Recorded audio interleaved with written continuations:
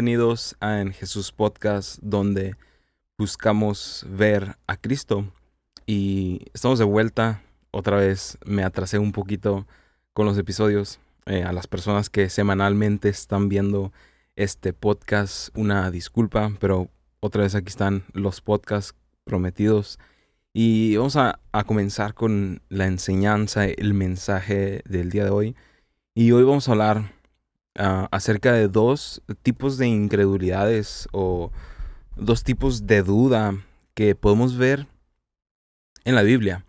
Y es muy curiosa porque una de ellas es un poco más inocente, por así decir, es la duda correcta que debemos de tener como cristianos. Y la otra duda es una duda que más que duda ya es incredulidad, es no creo para nada. Entonces, vamos a empezar con el capítulo, vamos a estar en Mateo 11:20. Y antes de empezar, solamente quiero agradecer a los patrons, a los que ayudan este canal. Si tú quieres ser parte de eso y quieres ayudar este canal, esta iglesia, Iglesia en Jesús, este podcast, en Jesús Podcast, puedes apoyarnos con la cantidad que tú quieras al mes en Patreon. Y vamos a continuar con el episodio. Y estamos en Mateo 11. Otra vez una disculpa a las personas que sí miran este podcast semanalmente y les volví a fallar, pero ustedes saben cómo es la vida, ¿no? De repente se enferma tu hijo o de repente algo se descompone en la casa y no siempre somos como que así como que no siempre somos perfectos en cuanto a hacer algo cada semana y así es difícil. Ustedes saben cómo es la vida. De repente sucede algo, ¿no? Y te interrumpe tus planes. Vamos a continuar, perdón. Es Mateo 11. Y hoy vamos a leer Mateo 11:20 y dice: Luego Jesús comenzó a denunciar a las ciudades en las que había hecho tantos milagros, porque no se habían arrepentido de sus pecados ni se habían vuelto a Dios.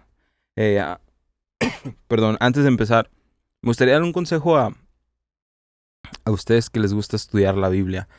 Es bien importante cuando leas la Biblia, leerla de la forma correcta, ¿no? Y si hay tal cosa como leer la forma correcta.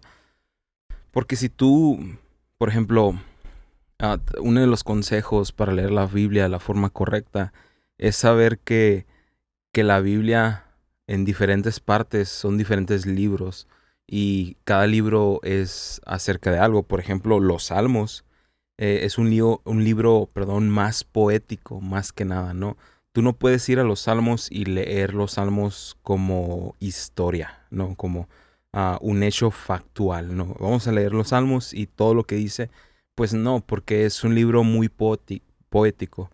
Am, Primera de Samuel, Segunda de Samuel, Primera de Reyes, Segunda de Reyes. Esos libros sí son más históricos. Entonces tú tienes que, ese es uno de los consejos de leer la Biblia. Mira qué libro, qué es el libro que estás leyendo. Si es una carta, cuál es el contexto.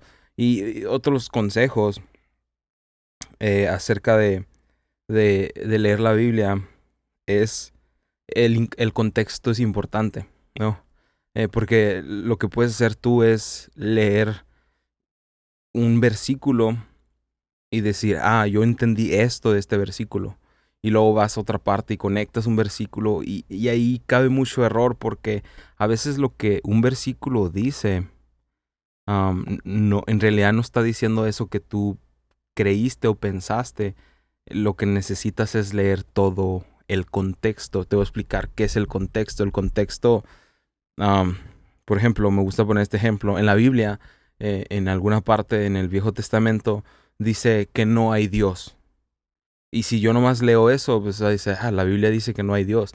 Pero si lees el versículo completo, el contexto completo, la Biblia dice que no hay Dios tan grande como Jehová. Entonces dices, ok. Pero si una persona nomás lee la primera parte, si miras como, te puedes equivocar, ¿no? Y eso es muy grave. El tercer consejo bíblico que me gustaría darles a ustedes, porque eso me ha servido mucho, siguiendo a lo del contexto un poquito, vamos a sacarnos y luego vamos al tercero. Eh, por ejemplo, imagínate, y este ejemplo lo he escuchado muchas veces de varios predicadores. Imagínate que yo te doy le escribo una carta a mi esposa, ¿no?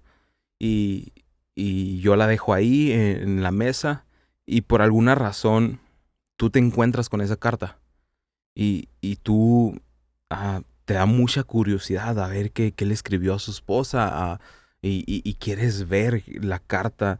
ah, entonces, imagínate que tú entras ah, y tú abres, perdón, la carta y empiezas, por alguna razón, tú decides empezar a leer eh, en mitad de la carta. En vez de empezar por el empiezo, tú nomás dices, la voy a leer. Y por alguna razón empiezas a leer en la mitad. Y tú empiezas a leer, estoy súper enojado, me caes muy mal, eh, me gustaría que ya no estuviera en mi vida, eh, ya no te quiero volver a ver. Y tú lees eso y dices, la cierras la carta asustado y dices, esto le está diciendo a su esposa y ya te llevas una mala imagen de mí. Pero si hubieras leído la carta desde el empiezo, lo que sucede es que yo le estoy contando a mi esposa cómo me fue en el día. Y le dije, yo iba manejando y la llanta volvió a poncharse. Y luego le dije a la llanta, me caes muy mal, no te quiero volver a ver, ojalá no estés en mi vida ya más. Y ahora con el contexto, tú sabes lo que estoy leyendo, tú sabes lo que estás leyendo, ah, porque si no hubieras leído lo demás, te hubieras quedado con la imagen de que yo le estaba diciendo esas cosas a mi esposa, pero la verdad era otra. Entonces, así es la Biblia. Tú tienes que leer la Biblia de todo, no nomás un versículo, porque si lees un versículo puedes equivocarte gravemente en cuanto a qué está diciéndote la Biblia. Tienes que leerlo todo, todo el capítulo, todo el libro, y luego caer a la conclusión de qué es lo que el autor que escribió este libro, o Pablo, o el que escribió, qué es lo que me está hablando, ¿no? Entonces, ese es el segundo consejo bíblico. Ah, y el tercer consejo bíblico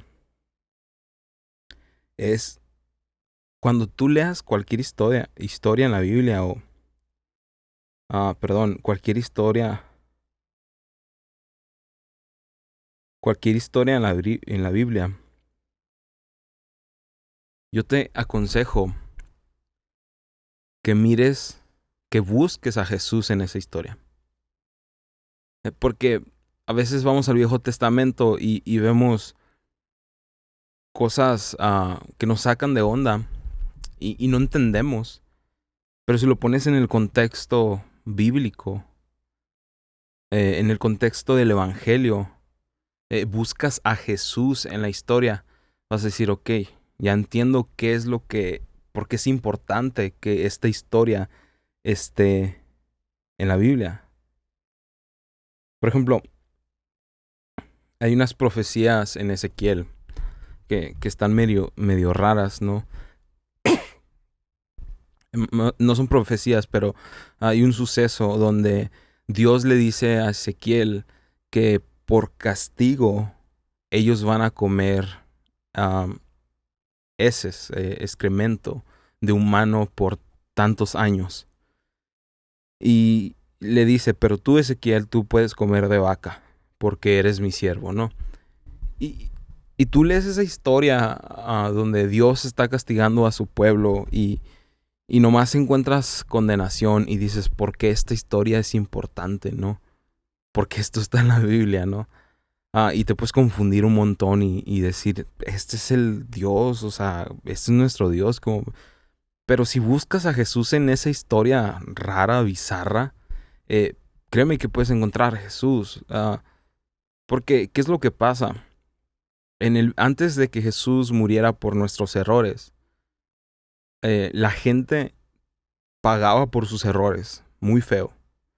Te doy un ejemplo, en el Viejo Testamento, los pastores, sacerdotes, por así decirlo, cuando entraban a la iglesia, le llamaban el lugar santísimo. Ah, y si estaban en pecado o habían hecho un error en su vida, caían muertos, porque ahí estaba la presencia de Dios. Y tú también puedes leer esa historia y otra vez, encontrar pura condenación y decir, ok, Dios me puede hacer mucho daño si se enoja conmigo. Lo puedes leer así. Pero si buscas a Jesús en la historia, te das cuenta que Jesús pagó y ahora tú no caes muerto cuando haces un error. Y antes el Espíritu Santo no habitaba en las personas, solamente estaba en el lugar santísimo. Y a veces visitaba a las personas como a Sansón, al rey Saúl, descendía sobre ellos. Pero ahora la Biblia nos enseña que ahora cuando Jesús descendió y Él nos dejó a su Espíritu Santo y ahora Él habita dentro de nosotros. Y tú puedes leer esa historia, la primera historia que te dije de Ezequiel, donde Dios los castigó. En una parte, el profeta Jeremías le escribe a Dios, me hiciste comer piedras. Le escribe, puedes buscarlo en el capítulo donde dice, se escondió como un oso y me destrozó. Me parece, ahí está en la página de YouTube en Jesús, puedes buscar ese capítulo. Pero si tú lees eso de Jeremías diciéndole a Dios, Dios me traicionaste, Dios me despedazaste como un oso, porque eso está en la Biblia, otra vez vas a encontrar condenación. Pero ¿por qué es importante? ¿Por qué lo vuelvo a repetir?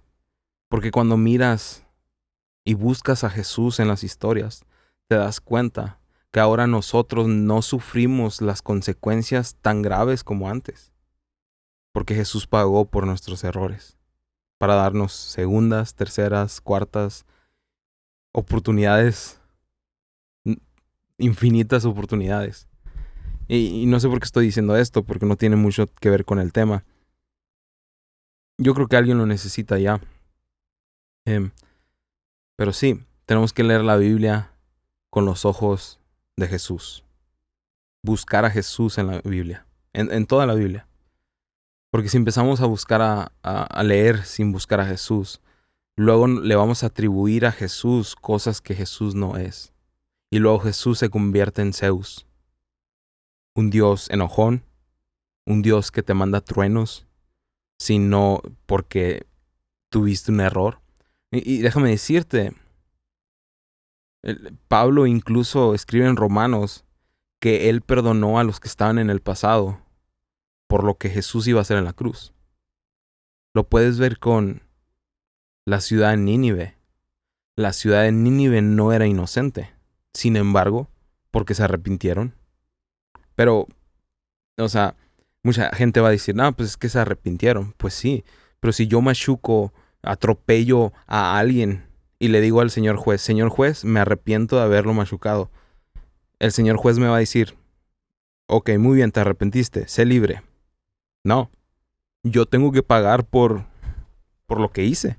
Si atropellé a alguien con el carro, yo tengo que pagarlo. No porque me arrepienta, el señor juez me va a decir, sé libre. No. Recordemos eso. Jesús pagó por los errores de la humanidad. Incluso Pablo dice, por eso perdonó a varios en el pasado. Ahora imagínate a ti en el presente. Otra vez, no sé por qué estoy diciendo eso, pero esto le va a servir a alguien. Vamos a continuar con la lectura porque hoy hay mucha lectura. Y dice el 21, ¿qué aflicción les espera? Recuerden que Jesús fue a un lugar y no creyeron en él, por eso él hizo pocos milagros. Dice, ¿qué aflicción les espera? Corazín y Betsaida. Pues si en las perversas ciudades de Tiro y de Sidón se hubieran hecho los milagros en las ciudades que hice entre ustedes, hace tiempo sus habitantes se habrían arrepentido de sus pecados. vistiéndose con ropa de tela áspera y echándose ceniza sobre la cabeza en señal de remordimiento. Les digo que el día del juicio, Tiro y a Sidón les irá mejor que a ustedes. Y ustedes, los de Capernaum, serán honrados en el cielo. No descenderán al lugar de los muertos, pues si hubieran hecho en la perversa ciudad de Sodoma los milagros que hice entre ustedes, la ciudad estaría aquí hasta el día de hoy. Les digo que el día del juicio, aún Sodoma le irá mejor que ustedes. Y eso se conecta un poco con lo que estoy hablando. Condenación. Hay mucha condenación en esto que acabamos de leer, ¿no? Y nos podemos quedar ahí. Ya, no, es que, ¿ves? O sea, hay condenación. Pero Dios los está condenando. Los está condenando por no creer. Porque lo que dice aquí es interesante y si quieres tú después ir a verlo, empieza a mencionar y se empieza a, no sé, como a quejar de estas ciudades que fue y hizo pocos milagros porque esas personas no creyeron en Jesús y no hizo muchos milagros. Y una de las ciudades va y él dice, ustedes no creyeron. Y les dice, si las ciudades perversas del pasado, como Tirón y Sidón, dice, hubieran visto estos milagros, ellos se hubieran arrepentido. Pero ellos, no sé si me estoy explicando. Empieza a mencionar ciudades perversas. Ciudades perversas que se perdieron por el pecado. Y Jesús les dice, hey, si yo hubiera estado en esas ciudades, ellos se hubieran arrepentido. Ustedes les va a ir peor, porque ustedes están viendo... ponte a pensar, si tú miras a Jesús haciendo milagros, ¿tú no vas a creer en Él? Claro que vas a creer en Él, pero estas personas vieron a Dios mismo, el Hijo de Dios, entre ellos, haciendo milagros, y no creyeron en Él. Y por eso Jesús les está diciendo, ustedes van a ser condenadas. Ustedes tienen más condenación que las ciudades perversas.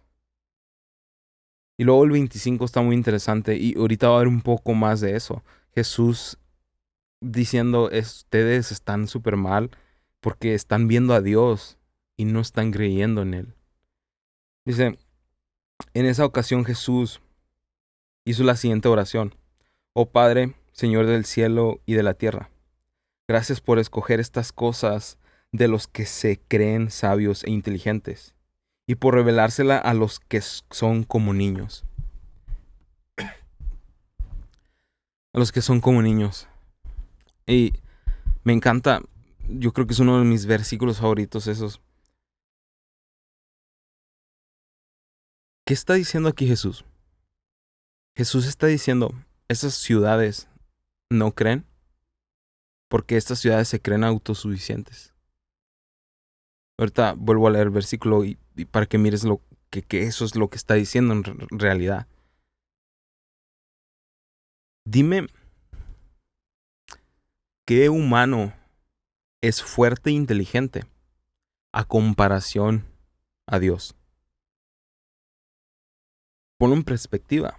Si en verdad hay un Dios todopoderoso, si en verdad hay un Dios que hizo el universo, ¿qué humano?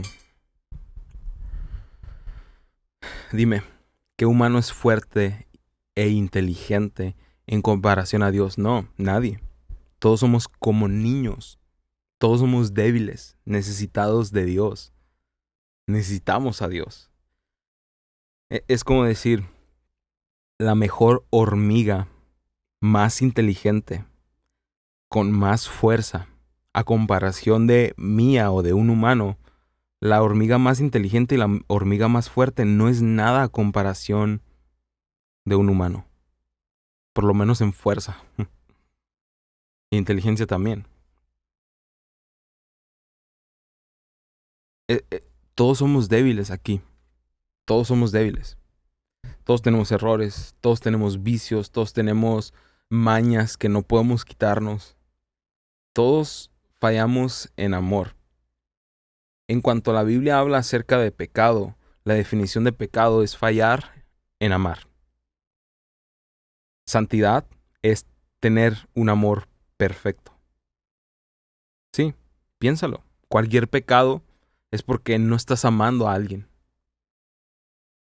Y cuando lastimas tu cuerpo porque es pecado, porque si yo me aviento del techo porque tengo adrenalina, soy adicto a la adrenalina y digo, me voy a decidir hacer esto y me quedo sin poder caminar, yo ya no voy a poder amar al 100% como antes podía amar a mi familia, a mis hijos, a mi esposa.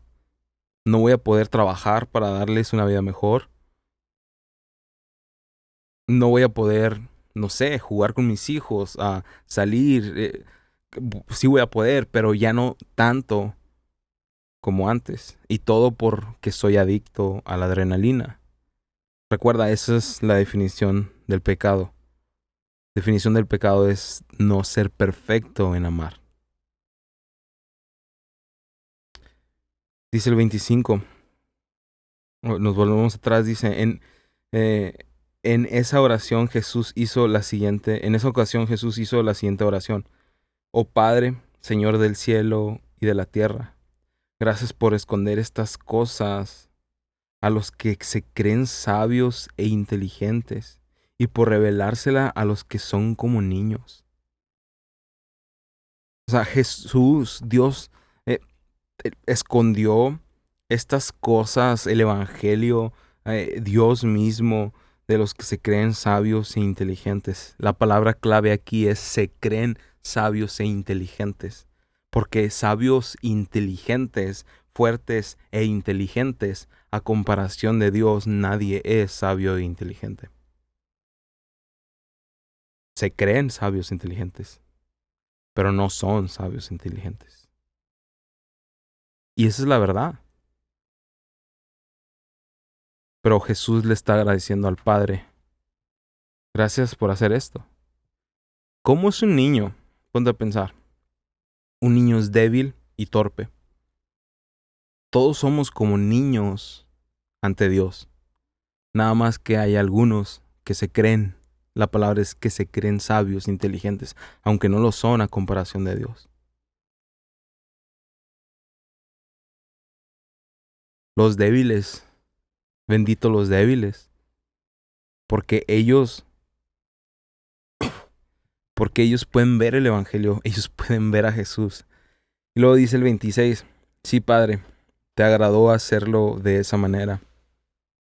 Mi Padre me ha confiado todo. Nadie conoce verdaderamente al Hijo excepto al Padre, y nadie conoce verdaderamente al Padre excepto el Hijo, y aquellos a quienes el Hijo decide revelarlo. Luego dijo Jesús, vengan a mí todos los que están cansados y llevan cargas pesadas, y yo les daré descanso. Pónganse mi yugo, déjenme enseñarles, porque yo soy humilde y tierno de corazón, y encontrarán descanso para su alma, para el alma. Pues mi yugo es fácil de llevar, y la carga que les doy es liviana. Pues mi yugo es fácil de llevar, y la carga que les doy es liviana. Y apunta eso, grábate eso.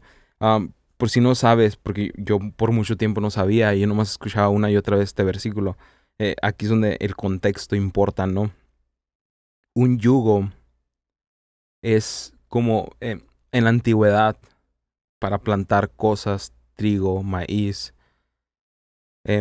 No tenían tractores, no tenían máquinas. No sé si has visto esas máquinas que tienen como garras o fierros atrás que se encajan en la tierra y hacen líneas para que luego venga otra máquina a echar semillas y pueda entrar en la tierra.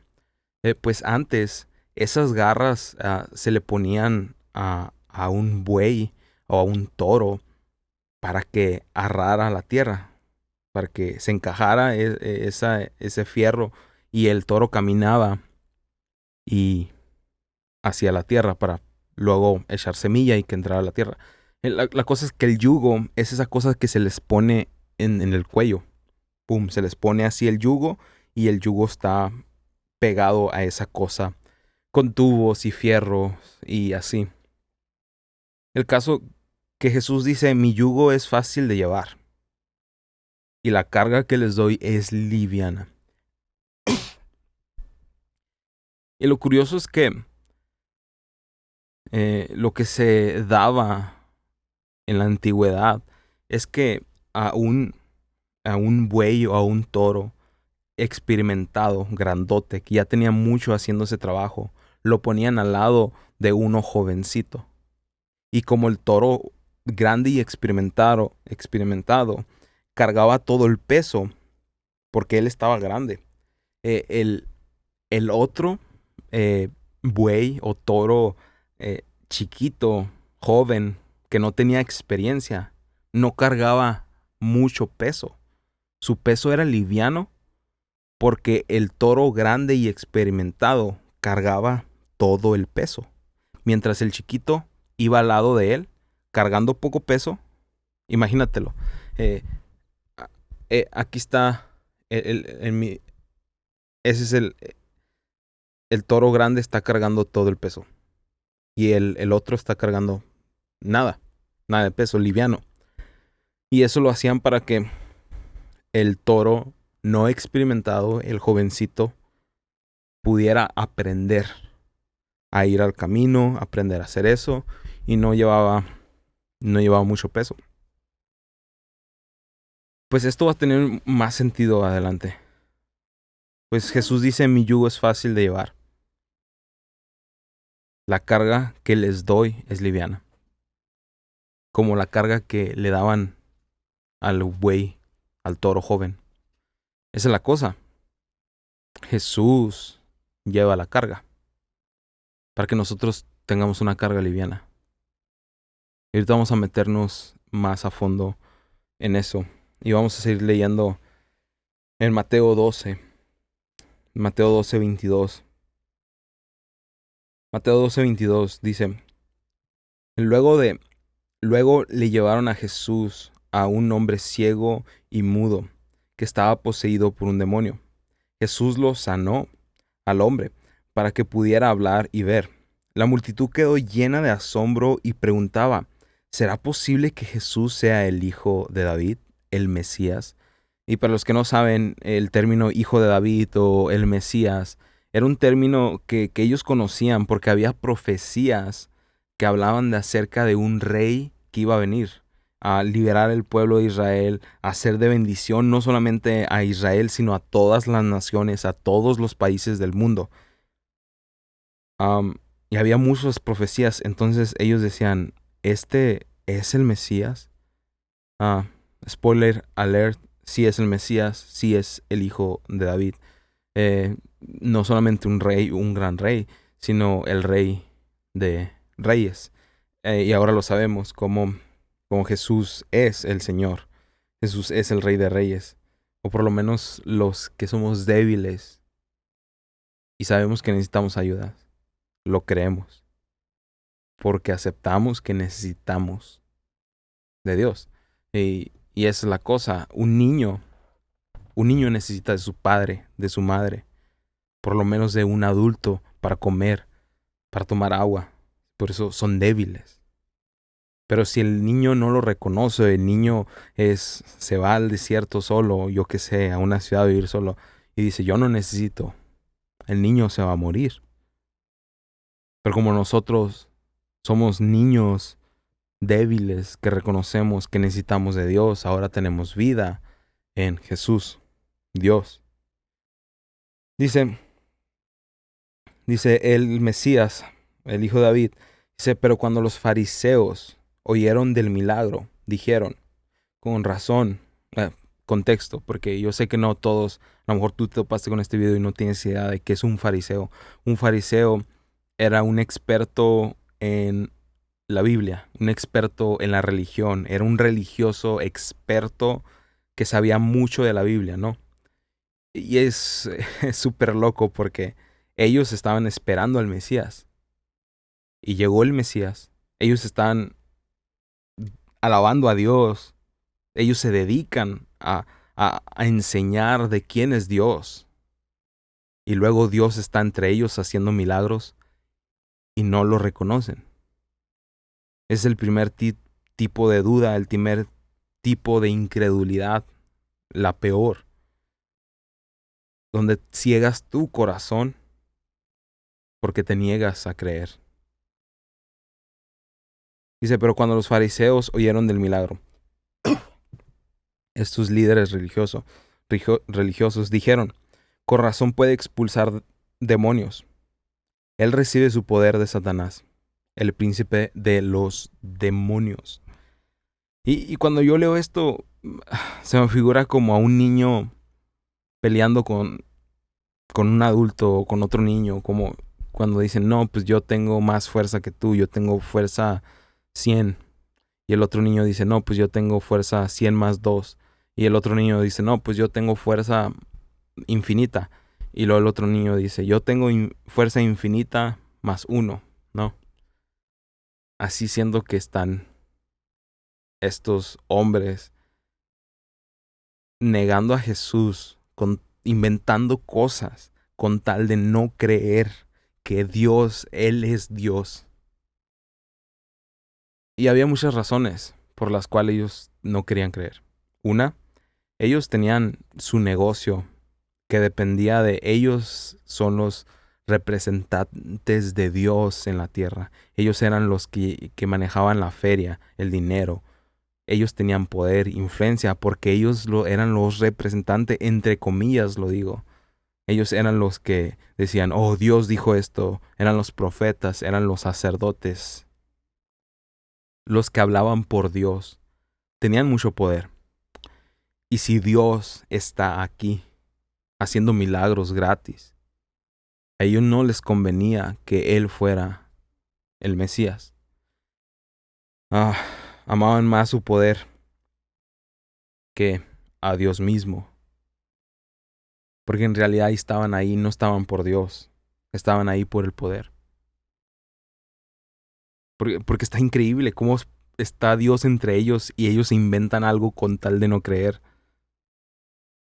Y luego dice el 25, Jesús conocía sus pensamientos y les contestó, todo reino dividido por una guerra civil está condenada al fracaso. Y déjame resumirte rápidamente, ahorita lo voy a leer, pero para que entiendas. Jesús en esencia les dice, ok, tú dices que yo hago milagros y sano y saco demonios por el poder de Satanás, del diablo, el rey de los demonios.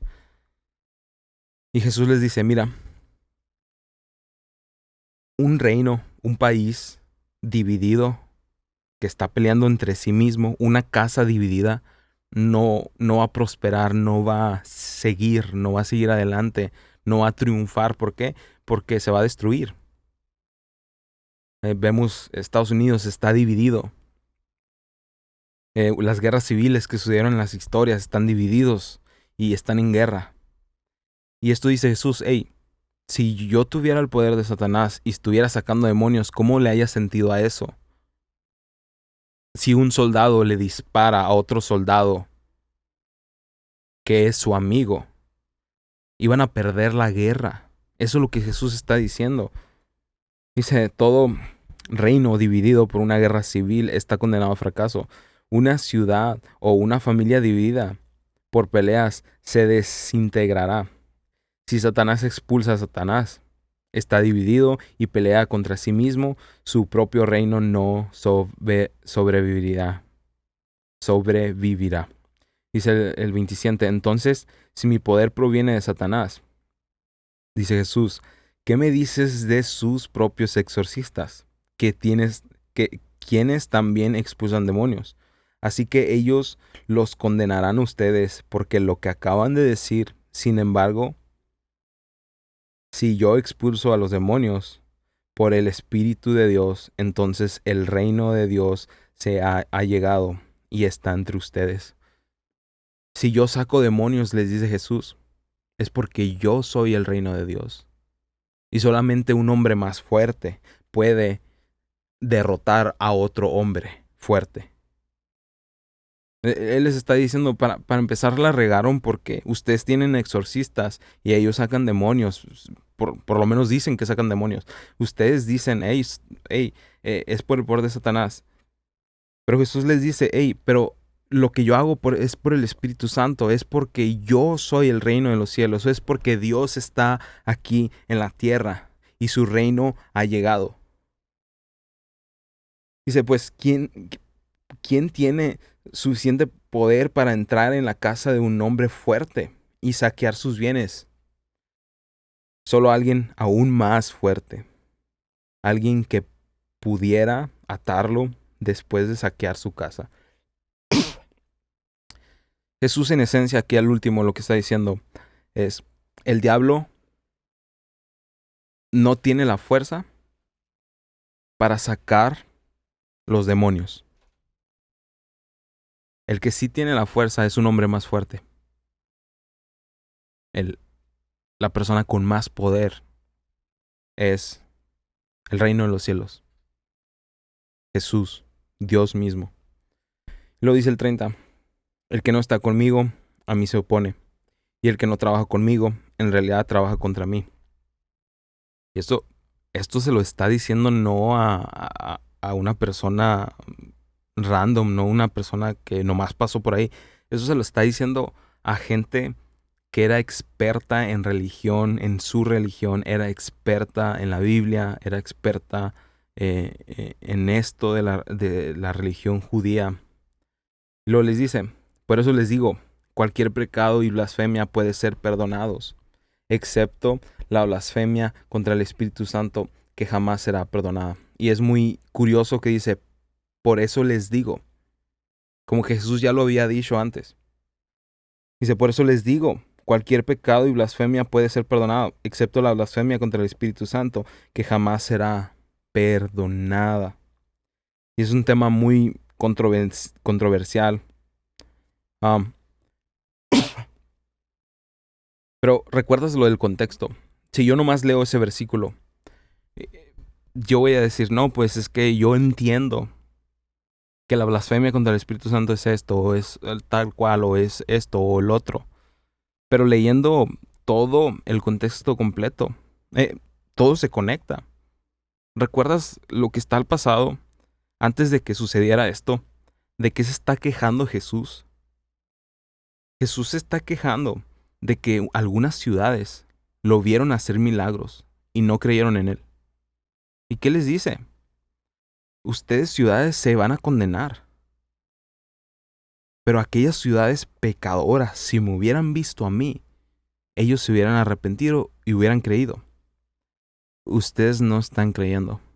Y aquí es lo mismo.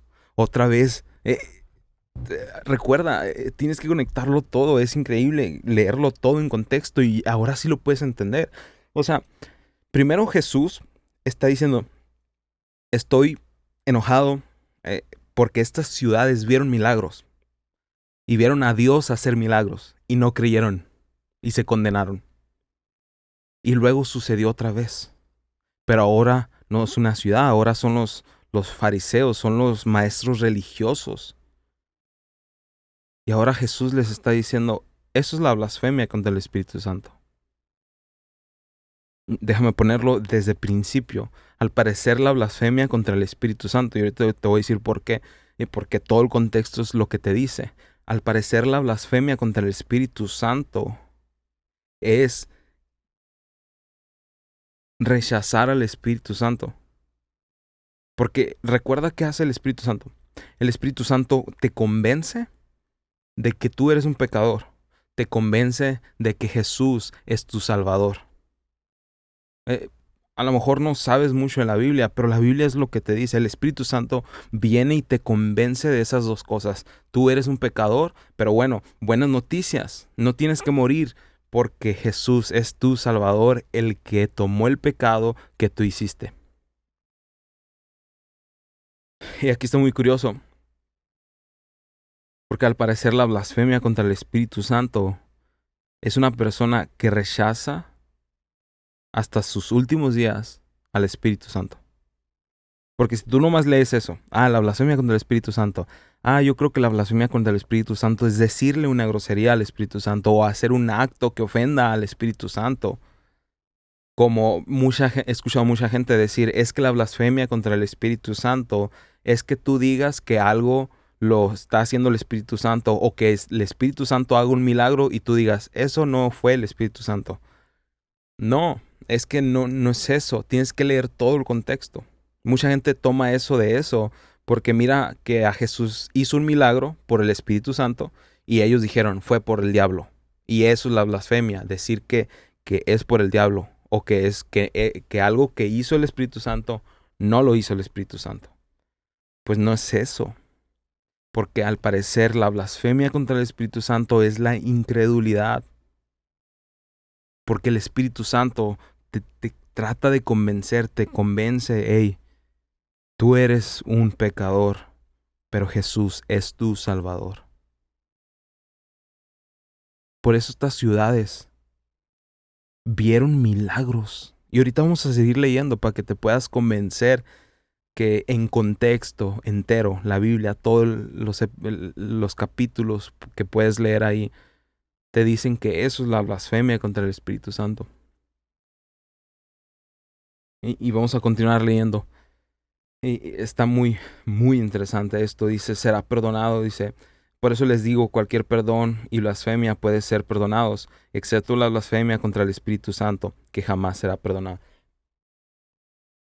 Me gusta ponerlo así.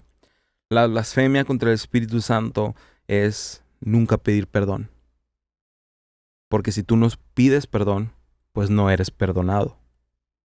¿Y qué necesitas pasar para que tú pidas perdón? Darle la bienvenida al Espíritu Santo. Y el Espíritu Santo te convence de que tú eres un pecador y que Jesús es tu Salvador. Y una vez que te convence de eso, tú puedes creer y ver a Jesús y pides perdón. Porque crees en Jesús. Porque crees en Jesús.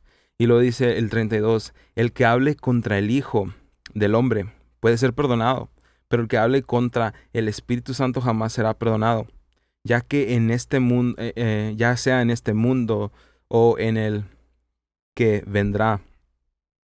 Y lo dice el 33, a un árbol se le identifica por su fruto. Si el árbol es bueno, su fruto será bueno. Si el árbol es malo, su fruto será malo. Su fruto, camada de víboras, les dice. Wow. Dice, ¿cómo podrían hombres malvados como ustedes hablar de lo que es bueno y correcto? Pues lo que está en el corazón determina lo que uno dice. O sea, esos hombres estaban ahí de religiosos, todo menos por querer servir a Dios. Por eso Jesús les dice bola de víboras. Y lo dice el 35, una persona buena produce cosas buenas del tesoro de su buen corazón. Y una persona mala produce cosas malas del tesoro de su mal corazón. Y recuerda, esto se lo está diciendo a gente, no que tiene errores. No. A gente incrédula. Jesús les está hablando fuerte, no a gente que, tiene muchos errores en su vida, tiene mucho pecado en su vida. No.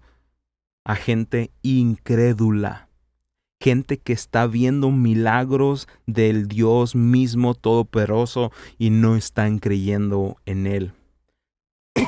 Porque yo he escuchado muchas veces que se usan estos versículos para condenar a la gente con muchos errores. Hey, yo soy una persona con muchos errores, pero creo en Jesús. Y eso me hace inocente. La palabra justo significa inocente. La palabra justo significa no culpable. Y la Biblia dice que Él nos justificó, nos hizo justos por la fe en Cristo Jesús. No por mis obras, no porque voy todos los domingos a la iglesia, no porque soy pastor, no porque oro mucho, porque ayuno mucho, no. Por mi fe. Y cuando dice fe es literalmente, ¿crees esta historia? ¿La crees? Sí la creo. Pues eres justo, eres justificado, hecho justo. por la fe en Cristo Jesús. Por eso es muy importante entender el vocabulario, leer todo el contexto. No condenemos a las personas con muchos errores, porque lo que condena a una persona es si cree en Jesús o no cree en Jesús. Lo que condena a una persona es la incredulidad. Una persona que dice, yo no creo que exista un Dios. Y si existe ese Dios, yo no creo que ese Dios es Jesús. Hay muchas personas que dicen eso. Eso es, Jesús les está hablando a esas personas incrédulas. No usemos estos versículos para condenar a la gente con muchos errores. Y a tú que me escuchas que dices, es que yo tengo muchos errores. Si tú tienes muchos errores, pero crees en Jesús, estás bien con Dios. Estás a cuentas con Dios. Porque Jesús en la cruz nos puso a cuentas con Dios. Sí, claro. El Espíritu Santo te va a ayudar y te va a guiar a toda verdad, a toda justicia. El Espíritu Santo te va a ayudar a ser santo, a cuidar tu vida. Pero escucha, tú estás bien con Dios. A pesar de tus errores. No agarres estos versículos para condenar tu vida. Porque Jesús aquí les está hablando a gente religiosa que no cree en Él. Y dice, les digo, 36, les digo lo siguiente. El día del juicio tendrán que dar cuenta de toda palabra inútil que hayan dicho. Las palabras que digan te absolverán o te condenarán. Ese versículo, nos vamos a quedar un poquito en ese versículo. ¿Recuerda quién le dijo esto? A los que no creen. Los incrédulos que nunca creen se condenan. Parece ser que la blasfemia contra el Espíritu Santo es no dejar que el Espíritu Santo te muestre a Cristo. Y si no te muestra a Cristo, no puedes arrepentirte. Y si no te arrepientes, no vas a pedir perdón. Si no pides perdón, no vas a ser perdonado. Por eso Jesús dice, si tú blasfemias contra el Espíritu Santo, no vas a ser perdonado, porque no vas a pedir perdón. Entonces, no te condenes si algún día hiciste un error y piensas, es que yo creo que eso es la blasfemia contra el Espíritu Santo. No, lee todo. Porque eso no significa que no crees. Y si no crees es porque rechazas al Espíritu Santo, porque el Espíritu Santo quiere que todo el mundo sea salvo y constantemente está tratando de convencer a gente y mucha gente desgraciadamente llega al día de su muerte y nunca le dio entrada al Espíritu Santo a su corazón y nunca se convenció de que Cristo es el Señor. Ahora déjame decirte una cosa. Si tú estás viendo este video a lo mejor y tú no crees en Jesús, este video es otra forma que el Espíritu Santo te llevó a ver este video para que pudieras creer. No lo rechaces. Escucha, no seas arrogante. No digas, es que se me hace ilógico esta historia de Jesús. Porque lo vas a rechazar otra vez. Pero va a volver, o un año después, o 20 días después, 21, o 30 días después, y otra vez va a tratar, o el día siguiente, yo creo, o la hora siguiente va a seguir tratando de convencerte hasta que tu vida se acabe. Porque ese es el amor de Cristo. Es el amor de Cristo. No que rechazarlo. No que rechazarlo. Es el primer tipo de incredulidad. El primer tipo de incredulidad. El segundo tipo de incredulidad, y para ir rápido. Tú crees en Jesús, tú crees en Dios.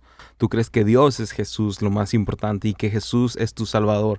Que tú eres un pecador y que Jesús te salvó de tu pecado y de la condenación del pecado. Tú crees eso, pero a veces dudas. Está bien. No hay problema. Está bien con que dudas, pero sigues creyendo en Él. Tal vez tienes dudas, pero tú sabes que, que, que, que Jesús está contigo, que Jesús es tu Salvador. Y la otra vez, siempre que le pasa algo a mi bebé, no sabía que era tan débil hasta que tuve una hija, un hijo. Ah, es una niña, tiene 1 año. Y a veces que ni siquiera es una enfermedad grave, pero a veces le da tos o algo. Y está en la noche así sufriendo y yo estoy sufriendo y estoy debatiendo con Dios. Dios, ¿por qué no quitas el sufrimiento del mundo ya? ¿Por qué no vienes ya? O sea, no entiendo. ¿Por qué no la sanas en este momento? Y siempre hago eso. Y se me vino este pensamiento muy raro. Dije, yo creo que en mi dolor. Y dije, si yo dejo de creer en Dios, voy a dejar todo esto. Pero luego se me vino este pensamiento. A lo mejor dejo de creer en Dios, pero voy a seguir creyendo en Jesús. Y voy a seguir creyendo que Jesús es mi Salvador. Y voy a seguir creyendo que Jesús es Dios. Y voy a seguir creyendo que Jesús, el Padre y el Espíritu Santo son uno solo. Y voy a seguir creyendo que Jesús es mi esperanza. Si dejo de creer en Dios. Yo sé, no tiene sentido. No tiene sentido. Pero mi mente, el dolor no pudo arrancarme, ni por un momento, la esperanza que es Jesús. Te digo, no tiene sentido el pensamiento. No estoy tratando de decir, hoy tiene mucho sentido mi razonamiento. No. Al contrario, estoy diciendo que no tiene sentido lo que pensé en ese momento. Estoy siendo vulnerable. Te estoy compartiendo lo que pensé en ese momento. Dije, si dejo de creer en Dios, no voy a seguir creyendo en Jesús. Voy a seguir creyendo que Jesús es Dios. Voy a seguir creyendo que Jesús, el Padre, el Hijo y el Espíritu Santo. O sea, no sé, no tiene sentido. Pero a lo que voy, a mí me di cuenta que una vez que miras a Cristo no puedes dejar de ver a Cristo. Porque una vez que miras la verdad, no puedes dejar de ver que Él es la verdad. Entonces, tus dudas no le asustan a Dios. Él no va a decir, ay, es que si deja de creer, no tengas dudas, no, deja de tener esas dudas. No, por favor, no, a Dios no le asustan tus dudas. Porque sabe que ya lo has visto a Él. Porque Él es Dios. Él conoce cada pensamiento, cada duda, cada sufrimiento. Él conoce lo más profundo de tu corazón. Entonces, el segundo tipo de duda, no pasa nada. Si dudas, si estás en un lugar de sufrimiento, Él está contigo. Ese tipo de duda solamente te hace fuerte. Ese tipo de duda solamente te hace una persona más fuerte. Porque entras con duda, pero sales con más fe. Ese tipo de duda no te condena. El tipo de duda que te condena, el tipo de incredulidad que te condena, es aquella incredulidad donde literalmente no crees que Jesús es tu Salvador.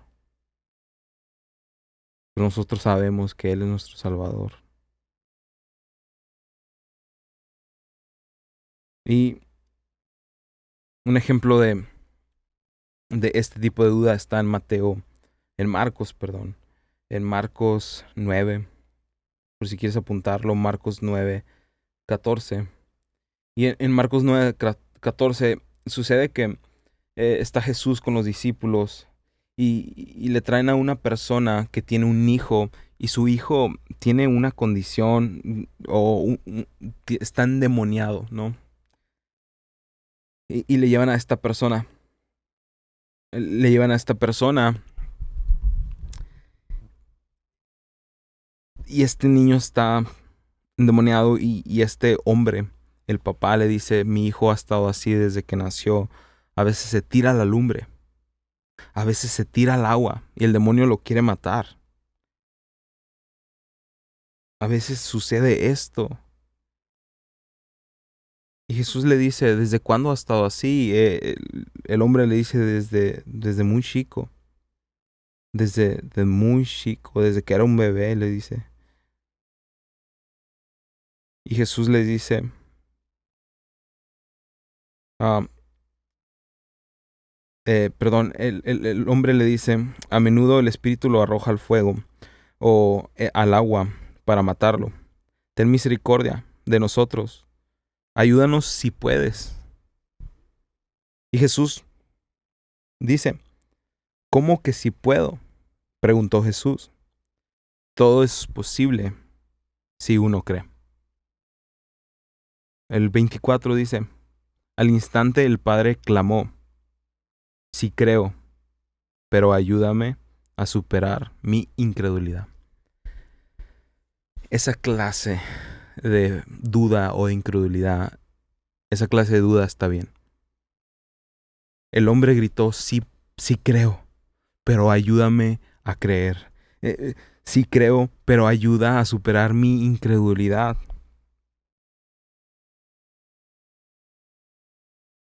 Eso tenemos que decirle a Jesús. Sí creo en ti, sí creo en tu evangelio, creo que eres mi Salvador, pero ayúdame a creer. Ayúdame a creer. Y ya para terminar, me gustaría regresarme a Mateo. Ese es el segundo tipo de incredulidad. Recuerda, el primero es muy malo. Es muy malo porque es el que condena a una persona, no creer en el Salvador. Pero el segundo, tú ya crees en el Salvador, pero a veces tienes una duda por aquí, una duda por allá. Está bien.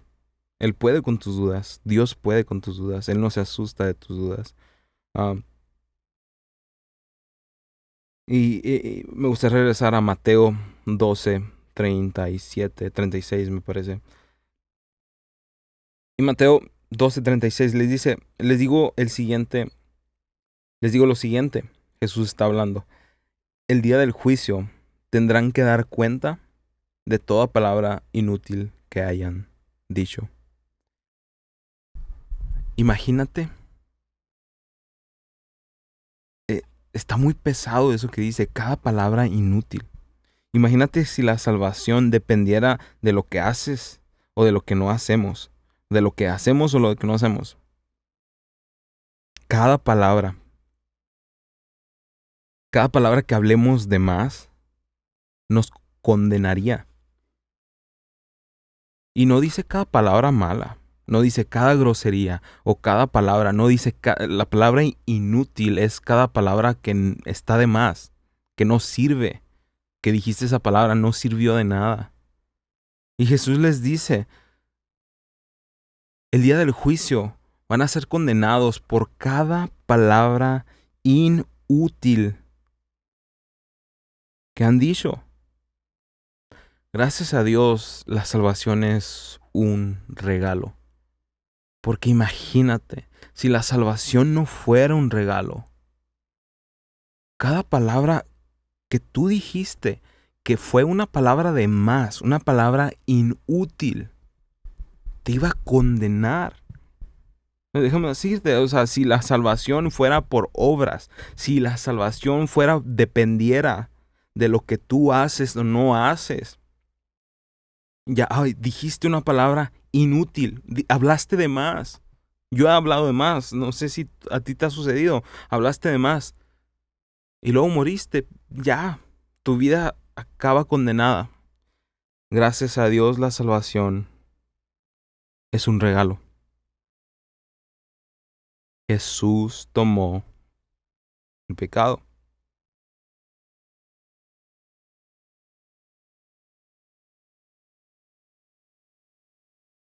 Si la salvación no fuera un regalo, seríamos juzgados por cada palabra inútil. Pero ¿sabes para quién no es un regalo? Para aquellos que no reciben el regalo. Para aquellos que no creen en el regalo de la salvación. ellos sí serán juzgados por cada palabra inútil que han dicho en su vida. Como Jesús les está diciendo a estas personas, a estos líderes religiosos, les está diciendo eso. Recuerda, no le está diciendo a una gente que tiene muchos errores, les está diciendo a esta gente que no cree aún viendo milagros.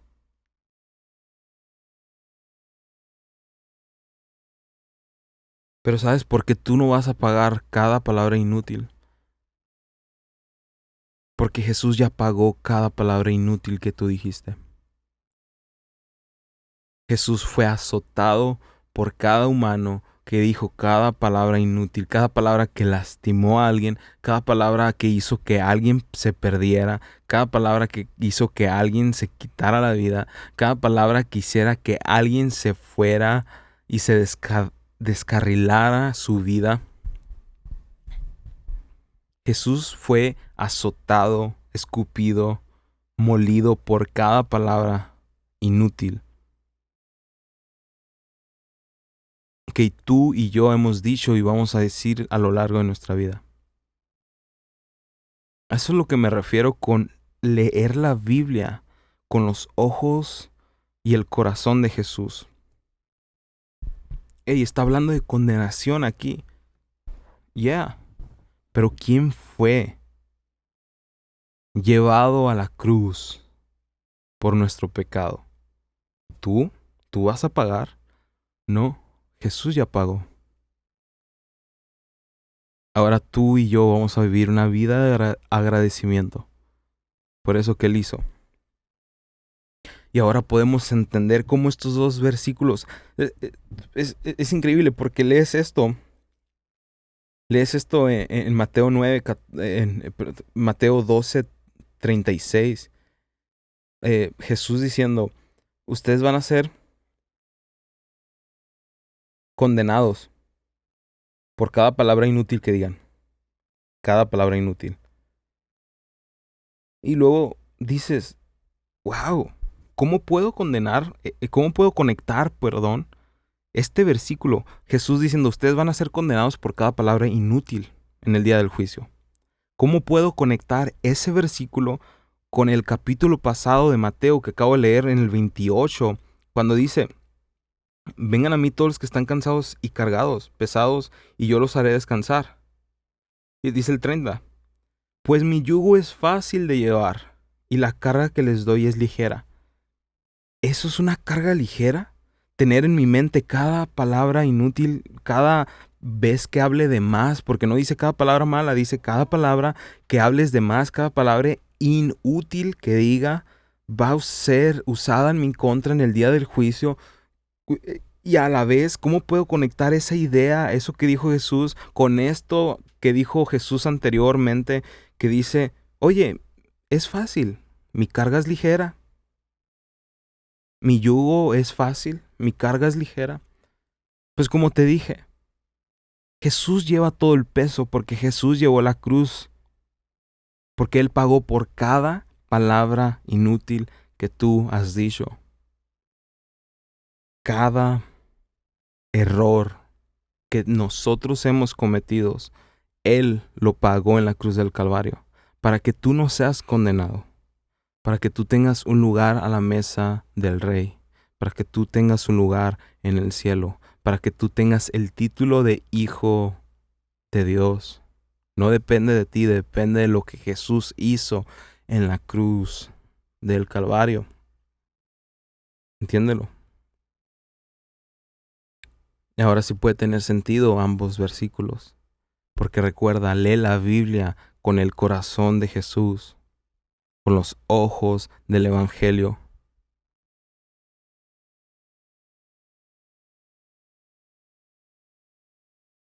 Él pagó por cada palabra inútil.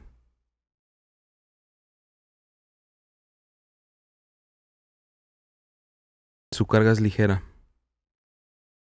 Él pagó por cada palabra, cada error que hemos cometido. Y por eso tenemos que estar agradecidos toda la vida. Porque al que no cree, ese sí va a ser condenado, porque el que no cree no recibió el regalo de que su condenación es quitada y se le es dado el título de ser hijo de Dios. Pero al que sí cree, su pecado es quitado y se le es dado el título de ser hijo de Dios.